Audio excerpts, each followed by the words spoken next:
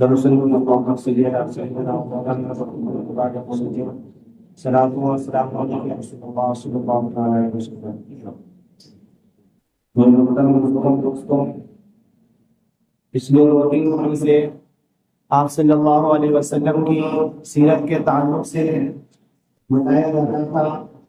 انشاءاللہ آج بھی آپ صلی اللہ علیہ وسلم کی سیرت سے تعلق سے کچھ باتیں بتائی جائیں گی۔ میرے محترم دوستوں، جب کسی کو کسی سے محبت ہوتی ہے، کسی سے لگاؤ ہوتا ہے، تو اس کے متعلق ہر چیز معلوم کرنے کی کوشش کرتا ہے، اس کے گھر کے متعلق، اس کے پریوار کے متعلق، یہاں تک کہ اس کے جو گاڑی وغیرہ ہوتی ہے، جو جانور وغیرہ ہوتے ہیں، اس سے بھی اس کی یعنی ہر چیز کو معلوم کرنے کی کوشش کرتا ہے۔ اور بڑے افسوس کی بات ہے کہ پچھلے 2-3 دنوں سے آپ صلی اللہ علیہ وسلم کی سیرت کے متعلق بتایا جا رہا ہے، لیکن ابھی تک کوئی بندہ ایسا نہیں آیا جس نے یہ کہا ہو کہ حافظ جی یا کوئی بات مجھے پتہ نہیں ہے، مجھے یہ بات بتا دو۔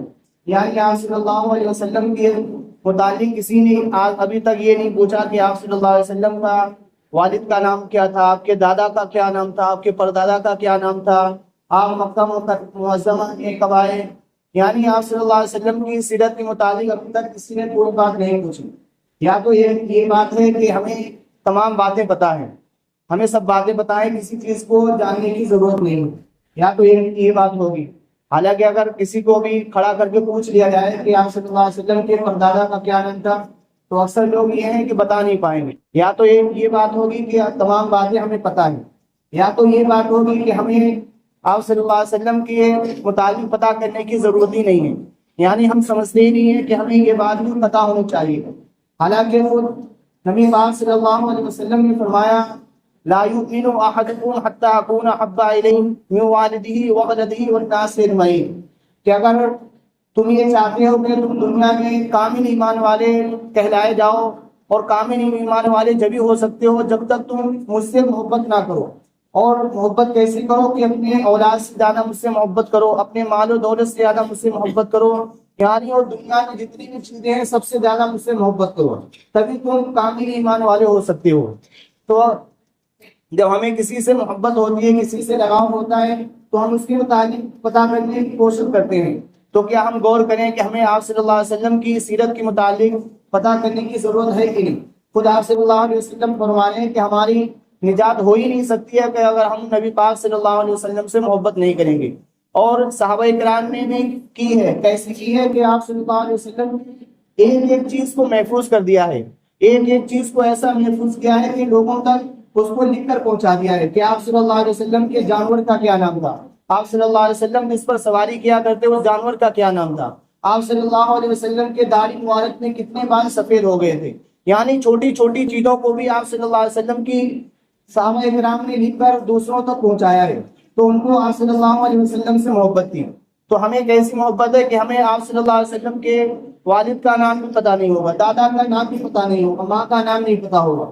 تو اگر ہم ایسی محبت کرتے ہیں، صرف زبان سے محبت کرتے ہیں، تو میرے محترم بزرگوں دوستوں ایسے کام چلنے والا نہیں ہے۔ صرف نام لینے سے کام نہیں چلنے والا، جب تک ہم آپ صلی اللہ علیہ وسلم کی سیرت پر عمل نہیں کریں گے تب تک کچھ نہیں ہو سکتا ہے۔ ایک مثال کے ایسے سمجھو کہ کوئی بیٹا ہے، وہ اپنے باپ کے متعلق یہ کہتا ہے کہ ہم اپنے والد کو بہت جانا چاہتے ہیں، اپنے والد سے بے انتہا محبت کرتے ہیں، لیکن اگر اس کا والد، اس کا باپ یہ کہہ دے کہ بیٹا ایک گلاس پانی پلا دو، تو اس کا بیٹا منع کر دیتا ہے کہ ہم پانی نہیں پلا پائیں گے، اس کی بات نہیں مانتا ہے۔ تو کیا کوئی شخص یہ کہہ سکتا ہے کہ یہ بیٹا باپ کا فرمانبردار کہلایا جا سکتا ہے؟ ہرگز نہیں کہلایا جا سکتا ہے۔ وہ یہ کہا جائے گا کہ بیٹا نافرمان ہے۔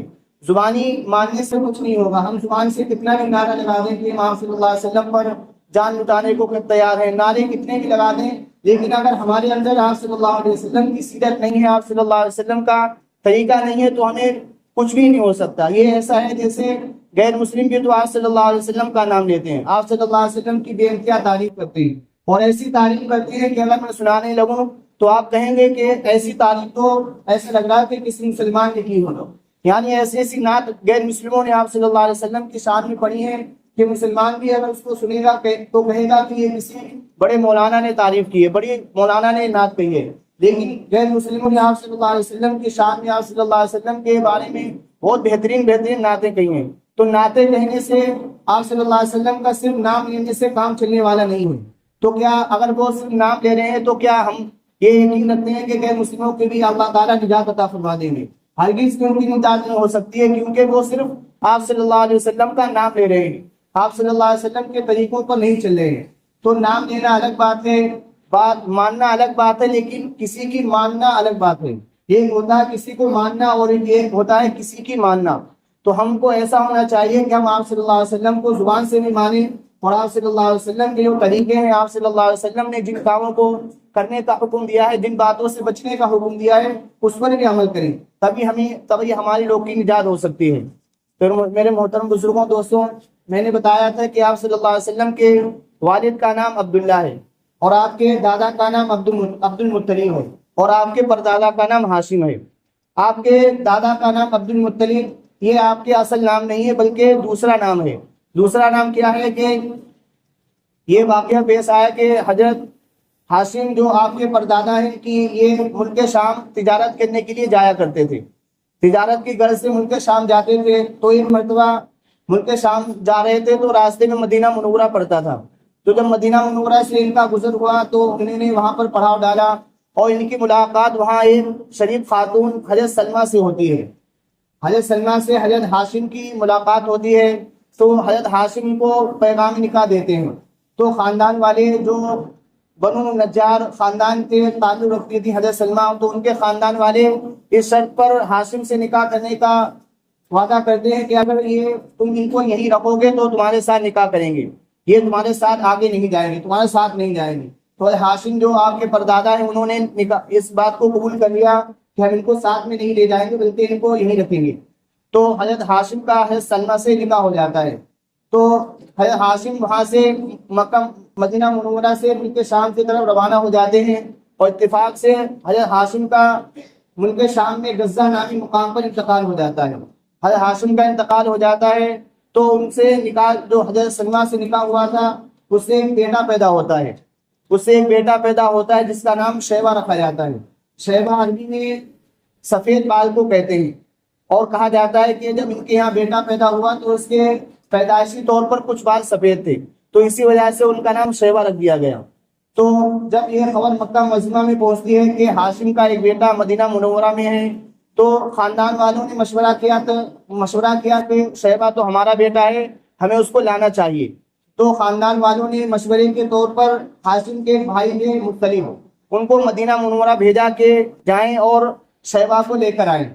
تو جب مطلب مدینہ منورہ پہنچے اور شیبہ کو لے کر، جو اس وقت 8 سال کے تھے، ان کو لے کر ان کو بٹھا کر آ رہے تھے، تو مکہ معظمہ کے باہر کچھ لوگوں نے ان کو دیکھا کہ مطلب ایک بچے کو لے کر آ رہے ہیں، اس پر اونٹ کو بٹھائے ہوئے ہیں. تو انہوں نے سمجھا کہ یہ مطلب کا بیٹا ہے، یا مطلب کا غلام ہے، یا مطلب کا بیٹا ہے. تو انہوں نے کہنا شروع کر دیا عبد المطلب. اب کے معنی ہوتے ہیں غلام یا بیٹا. تو یہاں سے آپ صلی اللہ علیہ وسلم کے جو دادا ہیں ان کا عبد المطلب نام پڑ گیا. مطلب تو آپ کے ہاشم کے چچا کا نام تھا، لیکن ان کا اصل نام شیبہ تھا. تو مطلب کے ساتھ آنے کی وجہ سے ان کا نام عبد المطلب پڑ گیا. تو آپ صلی اللہ علیہ وسلم کے دادا کا اصل نام شیبہ ہے، لیکن اکثر لوگوں کو پتہ ہی نہیں ہوتا ہے، وہ یہ سمجھتے ہیں کہ اصل نام عبد المطلب ہے. عبد المطلب تو ان کے ساتھ آنے کی وجہ سے پڑ گیا، لیکن ان کا اصل نام شیبہ ہے. جب مکہ معظمہ میں رہتے رہے، یہاں تک کہ ایک وقت آتا ہے کہ قبیلے بنو جرہم اور قریش کے درمیان زمزم کے کنویں پر لڑائی ہو گئی. وہ یہ چاہتے تھے کہ زمزم پر میرا قبضہ ہو جائے، اور قریش یہ چاہتے تھے میرا قبضہ ہو گیا ہے. تو بنو جرہم قبیلے نے زمزم کے کنویں کو کاٹ کر بالکل اس کو ختم کر دیا، اس کی نشانی کو مٹا دیا. کئی صدیوں تک یہ کنواں ایسی پڑا رہا، لوگوں کو پتہ ہی نہیں تھا کہ زمزم کا کنواں کہاں ہے.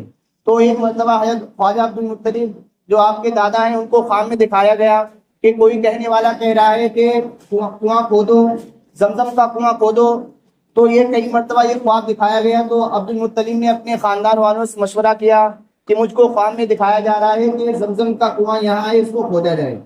تو لوگوں نے منع کیا کہ ایسا نہ کرو، اگر کرو گے تو لوگ لڑائی کریں گے، لوگ حسد کریں گے اور تم سے لڑائی کریں گے. تو انہوں نے اپنے ایک بیٹے جو اس وقت ان کے ایک ہی بیٹا تھا حارث کو لے کر اس کنویں کی کھدائی کو شروع کر دیا. یہاں تک کہ جب کنواں کھودنے لگے تو کچھ تھوڑی کھدائی کے بعد زمزم کا کنواں نظر آنے لگا، اور وہیں سے ہی زمزم کا دوسری مرتبہ ایجاد ہو گیا، دوسری مرتبہ زمزم کا کنواں وجود میں آ گیا۔ جب لوگوں نے دیکھا کہ زمزم کا کنواں عبد المطلب کے ذریعے سے وجود میں آیا تو لوگوں نے پھر حسد کرنا شروع کیا، اور اس کو چاہا کہ عبد المطلب کے ذریعے سے کنویں کی کھدائی نہ ہو سکے۔ تو اس وقت عبد المطلب نے اللہ تعالیٰ سے ایک منت مانی، ایک دعا مانگی کہ اللہ تعالیٰ ابھی تو میرا ایک ہی بیٹا ہے حارث، اگر اللہ تعالیٰ نے مجھے 10 بیٹے عطا فرما دیے تو میں ایک بیٹے کو اللہ تعالیٰ کے راستے میں قربان کروں گا۔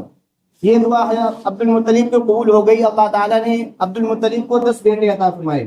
بڑے بیٹے کا نام حارث تھا اور سب سے چھوٹے بیٹے کا نام عبداللہ تھا، جو آپ صلی اللہ علیہ وسلم کے والد محترم ہوتے ہیں۔ تو جب ان کے 10 بیٹے ہو گئے تو ان کو ایک مرتبہ قوم میں دکھایا گیا کہ کوئی کہنے والا کہہ رہا ہے کہ تم اپنی منت کو پورا کرو، جو تم نے نظر مانی تھی، منت مانی تھی کہ اپنے ایک بیٹوں کو اللہ کے راستے میں قربان کریں گے، تو اپنی منت کو پورا کرو۔ تو عبد المطلب نے صبح اٹھ کر کہا کہ ہاں میں نے نظر تو مانی تھی، منت تو مانی تھی۔ تو وہ تمام بیٹوں کو اپنے جمع کیا اور ان کے اندر قرآن اندازی کی کہ دیکھیں کس کے بیٹے، کون سے بیٹے کا نام نکل کر آتا ہے۔ تو کتابوں میں آتا ہے کہ سب سے چھوٹے جو بیٹے تھے عبداللہ، ان کا نام نکل کے آیا کہ ان کو قربان کیا جائے۔ تو عبد المطلب اپنے سب سے چھوٹے بیٹے عبداللہ کو لے کر قربان گاہ کی طرف نکل پڑے۔ تو ان کی بہنوں کو، ان کے گھر والوں کو سب سے زیادہ محبت ہوتی ہے۔ یہ فطری بات ہے کہ جو سب سے گھر میں چھوٹا ہے تو گھر کے لوگ اس سے بے انتہا محبت کرتے ہیں۔ تو جب عبداللہ کو لے کر جانے لگے تو لوگوں نے کہا کہ ان کو نہ لے جاؤ، اور ایسا کرو کہ ایک طرف عبداللہ کا نام لکھو اور ایک طرف 10 اونٹوں کا نام لکھو اور اس پر قرآن اندازی کرو۔ اگر عبداللہ کا نام نکل آئے تو اس پر 10 اونٹ اور بڑھا لینا، اور جب تک اونٹوں کا نام نہ آ جائے ان پر اونٹ کو بڑھاتے رہنا۔ تو کتابوں میں آتا ہے کہ اونٹ بڑھاتے بڑھاتے جب 100 تک ہو گئے تو اونٹوں کا نام آیا اور حضرت عبداللہ رضی اللہ تعالیٰ عنہ کی جان بچ گئی۔ پھر جب حضرت عبداللہ رضی اللہ تعالیٰ عنہ جوان ہوتے ہیں تو آپ کا نکاح حضرت آمنہ رضی اللہ تعالیٰ عنہ سے ہو جاتا ہے، اور انہی سے ہی ہمارے آپ کے تاجدار مدینہ جناب محمد صلی اللہ علیہ وسلم دنیا میں وظاہر پیدا ہوتے ہیں۔ حضرت عبداللہ رضی اللہ تعالیٰ عنہ کے بارے میں آپ کو پتا ہے کہ حضرت عبداللہ رضی اللہ تعالیٰ عنہ کا آپ صلی اللہ علیہ وسلم کی پیدائش سے پہلے انتقال ہو جاتا ہے۔ حضرت آمنہ رضی اللہ تعالیٰ عنہ فرماتی ہیں کہ جب نبی پاک صلی اللہ علیہ وسلم میرے وطن مبارک میں تھے تو میں نے آپ صلی اللہ علیہ وسلم کی برکت کی وجہ سے ایسے ایسے نشانیاں دیکھی، ایسے ایسی علامتیں دیکھی جو دنیا میں نہیں پا جاتی تھی، کہ سورج مجھے سجدہ کیا کرتا تھا، چاند مجھے سجدہ کیا کرتا تھا، اور جہاں میں بیٹھتی تھی وہاں سے خوشبو آنے لگتی تھی، اور جہاں میں تھوکتی تھی وہاں سے خوشبو آنے لگتی تھی۔ یہ تو حضرت آمنہ کے ساتھ ہوتا تھا۔ دوسری طرف جب آپ صلی اللہ علیہ وسلم دنیا میں پیدا ہوئے، جب آپ صلی اللہ علیہ وسلم دنیا میں آئے تو کسرا جو اس وقت کی سب سے بڑی طاقت تھی، جیسے آج کے دور میں امریکہ ہے اور چائنا وغیرہ ہے، اس وقت سپر پاور سمجھی جاتی ہیں، اس وقت میں آپ صلی اللہ علیہ وسلم کے زمانے میں کیسر و کسرا یہ بہت بڑی حکومت سمجھی جاتی تھی۔ تو کسرا یہ فارس کے بادشاہ کا نام تھا۔ تو جب آپ صلی اللہ علیہ وسلم کی پیدائش ہوئی تو کتابوں میں آتا ہے کہ کسرا کے محل کے 14 کنگورے ٹوٹ کر گر جاتے ہیں، اور اس کے محل میں ایک صدیوں سے آگ جل رہی تھی۔ آپ صلی اللہ علیہ وسلم کی جب پیدائش ہوتی ہے تو وہ آگ آٹومیٹک بجھ جاتی ہے، اور ایک ندی بہ رہی تھی صدیوں سے، وہ جس کا نام ساوا ہے، وہ اچانک سوکھ جاتی ہے۔ تو جب لوگوں نے پتا کرنے کی کوشش کی کہ ایسے واقعات کیوں پیدا ہو رہے ہیں کہ جو آگ صدیوں سے جل رہی وہ کیوں بجھ گئی ہے، تب لوگوں نے پتا کرنے کی کوشش کی تو ان کو بتایا گیا کہ مکہ معظمہ میں آخری نبی پیدا ہو چکے ہیں، جن کی برکت سے اللہ تعالیٰ پوری دنیا میں شرک و بت پرستی کو ختم فرمائیں گے۔ اور جو 14 کنگورے محل کے ٹوٹ کر گئے ہیں، اس کی یہ علامت بتائی ہے کہ 14 پیڑھیوں کے بعد، 14 بادشاہوں کے بعد کسرا کی حکومت ختم ہو جائے گی۔ اور ایسے ہی ہوا، جب حضرت عثمان رضی اللہ تعالیٰ عنہ کے دور میں حکومت آیا تو کسرا کی حکومت کا نیست و نابود ہو گئی، یعنی اس کی حکومت ختم ہو گئی۔